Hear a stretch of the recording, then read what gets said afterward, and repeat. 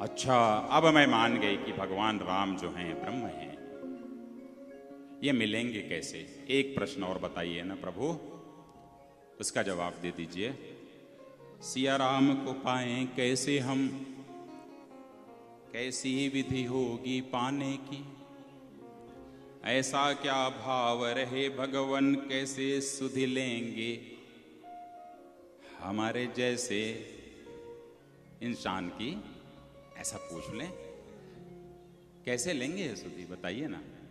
तो उसकी एक ही विधि। यह एक ऐसी पंक्ति है जो ईश्वर के साथ में हमारा तादात्म्य में स्थापित करती है। मुझे इस मंच से कहने में किसी भी प्रकार से दुख नहीं है, ना ही संकोच है, ना ही मुझे किसी का भय है। जिनके गुरुदेव इतने निडर हैं, वहां भय की तो बात ही खत्म हो जाती है। यदि कोई कहता है कि बेल के पत्ते को उल्टा चढ़ाओगे तो शंकर जी खुश होंगे और सीता चढ़ाओगे तो नहीं होंगे, 4 फीट से पानी चढ़ाओगे तो खुश हो जाएंगे, 2 फीट से चढ़ाओगे तो नहीं होंगे, सफेद वाला फूल मत चढ़ाना, लाल वाला चढ़ा देना, चावल को ऐसा चढ़ाना, बत्ती को वैसा लगाना, सब व्यर्थ की बातें। हिंदू सनातन धर्म इसीलिए बदनाम होता है बीच बीच में, जब ऐसे पाखंडी लोग आकर के इस तरीके की बातें करते हैं। यह विधि हो सकती है, किसी भी तरीके से कहने की, बोलने की, समझने की अपनी अपनी विधि हो सकती है, परंतु यदि कोई भाव से कोई पूजा कर रहा है तो करने दो।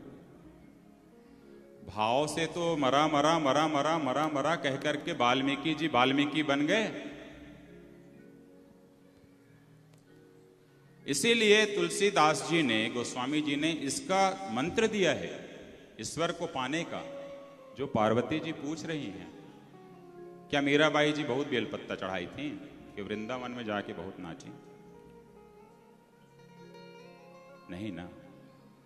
भक्त और भगवान के बीच में भक्ति का संबंध होना चाहिए। जय हो। भक्ति का भाव होना चाहिए।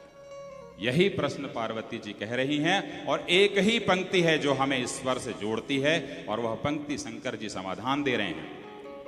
मिलहि न रघुपति बिनय अनुरागा, किए जोग जप ज्ञान विरागा। मिलहि न रघुपति बिनय अनुरागा,